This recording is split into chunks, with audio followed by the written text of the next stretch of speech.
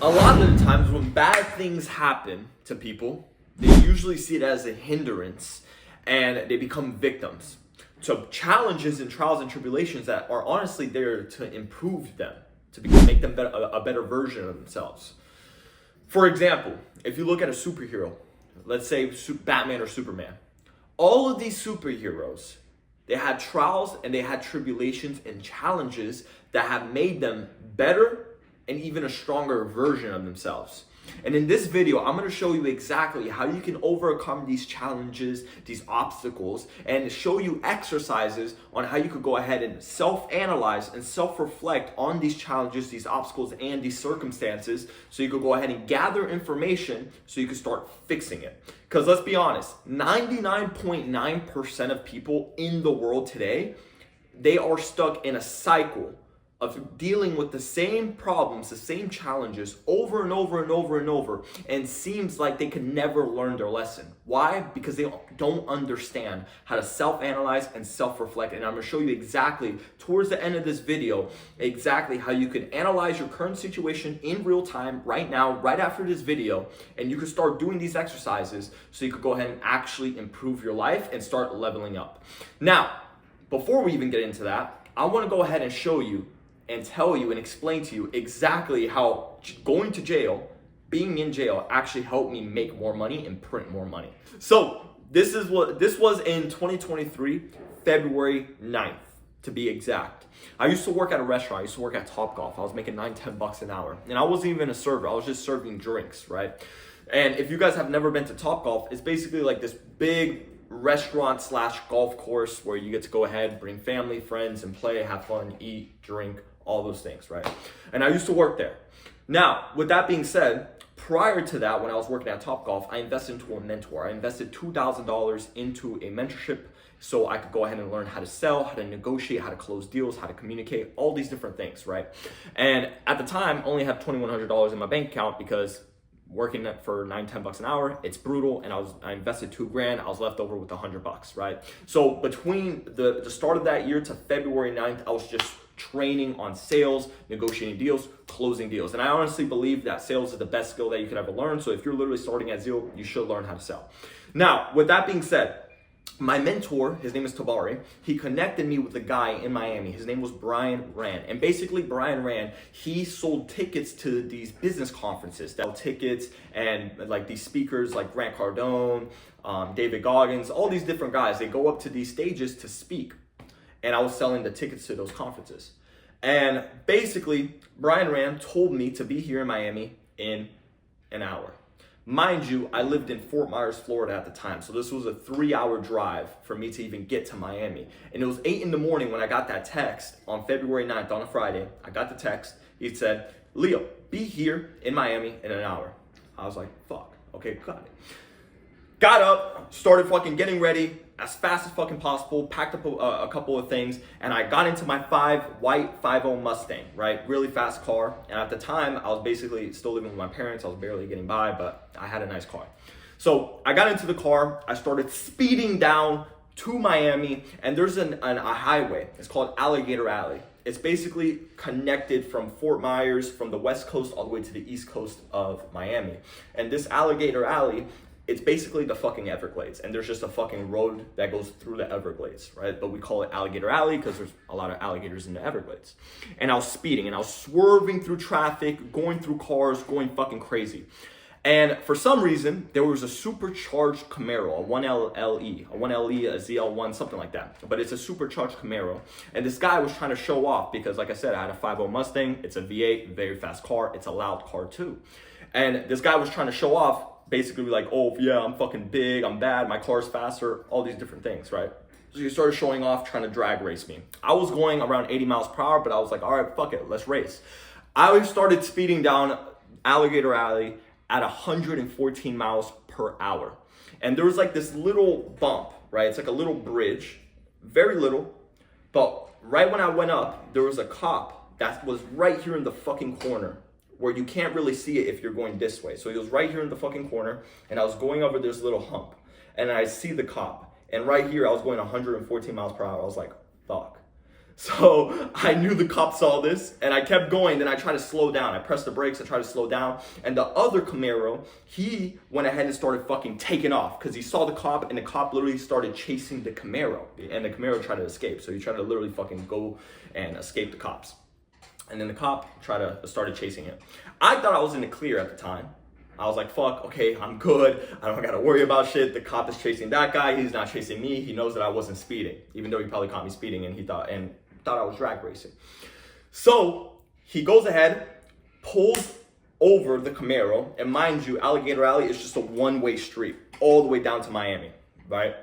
And he pulled over the Camaro, parked him on the side of the road, and then the cop got out of the car and stood in the middle of the road waiting for me. And they were like 5 minutes out. And then when I thought I was in the clear, I was driving closer, and he was like, pull over to the side, pull over to the side, pull over to the side. I was like, fuck, okay, cool, whatever. Pulled over to the side. Sat there waiting. He was talking to the guy in the Camaro. Then he came over to me and he started fucking yelling at me. He was like, what the fuck? Why were you speeding? This and this and that, blah, blah, blah, blah. You're fucking crazy. Give me your keys. I gave him my car keys. He took it. He went back to the Camaro, started talking, blah, blah, blah, blah. Next thing you know, he comes over to me, tells me to get out of the car, put my hand behind my back, and then he arrested me and threw me in the back of the police car, right? First time being in the back of a police car, I was like, fuck. This shit escalated really quick. And then he impounded my car, of course, so he called over a tow, picked up the car, took it. Now, he took me to the jail, right? This was Friday. It was at 11 in the morning when I got pulled over and I got arrested, and I went to jail. I basically stood in the car for 6 hours with my hand behind my back like this, and my shoulders were fucking killing me. Because if you've ever been in handcuffs, number one, he tightened it really hard on the wrists. And on top of that, I was like this for 6 hours in the back of a car, and it fucks up your shoulders, right? So I literally felt my bones scraping against my bone. That shit was painful. Went in, big jail, got inside, did the whole process, and then I was in a cell. Funny thing is, I was literally in a cell with a bunch of people that actually committed crimes, right? People that actually went ahead and did armed robbery. There was a guy there that literally got arrested because he did armed robbery on an IHOP.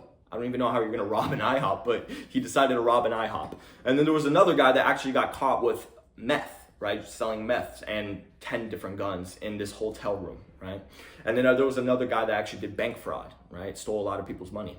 So I was in there with actual criminals, and I was in there for street racing and for speeding. Fucking crazy, right? But when I was in there, all of the guys and me were all speaking about what was going on, like with the economy, what's going on in the world, all these different things. And one thing I realized, a lot of these guys, they're actually very smart in business. Like, they're really smart people.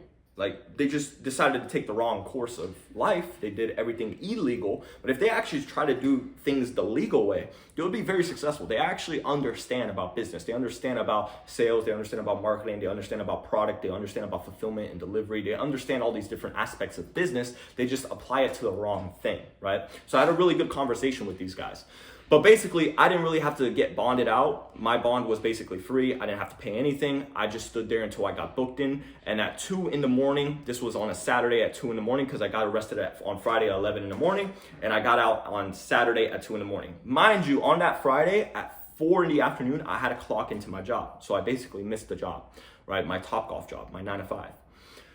And I got out at 2 in the morning. I didn't have any cars. It was in Fort Lauderdale. And I was like, fuck. I need to find somewhere to sleep. All the hotels were booked out, and I literally had to go ahead, book in an Uber, drive down to a hotel, a motel. It was like a hotel or motel. It was like I forgot what company it was, but I stayed there for the night. The next day, told my parents, they came pick me up. I called Brian Rand. I told him everything that happened that day and why I wasn't able to make the interview. He was very understanding. He's like, listen, no worries. Come in on a Monday. So that Monday, I was supposed to go back to Miami. So long story short, went back to my hometown in Fort Myers. From Fort Myers, went back down to Miami on a Monday. My parents helped me pick up my car. It was in an impound, paid $700 to take it out, grabbed the car, went to the interview. Now, in the interview, Brian Rand sat me down and he was like, bro, you got the job. I was like, why? He's like, bro, because you're committed. You literally risked going to jail just to get this sales job. And at the time, guys, you guys gotta understand, I was fucking hungry. I never wanted to go to college. I knew that wasn't for me. I knew it wasn't meant for me. I knew I wanted to be rich. I just didn't know how I was going to get there. But I knew I wanted to be rich and I wanted to be successful. So I was down to do whatever it took to go ahead and change my life. So he told me I got the job, and then from there, fast forward, I worked for him for around 3 months. He lost 2 or 3 of his clients, and then he didn't really need anything from me, and I basically ended up leaving, and then I started partnering up with Tabari, and we started an educational company when it came to Airbnb, etc. Now, how did jail help me make more money? Number one, when I came down to Miami, I saw abundance. I saw people driving Lamborghinis. I saw the lifestyle. I saw people with endless amounts of fuck you money. And that actually opened my mind, because when I was in my small hometown in Fort Myers, Florida, if you've ever been there, you know that there's not much abundance, right? And in Miami, every 5 minutes you see somebody with a Lamborghini.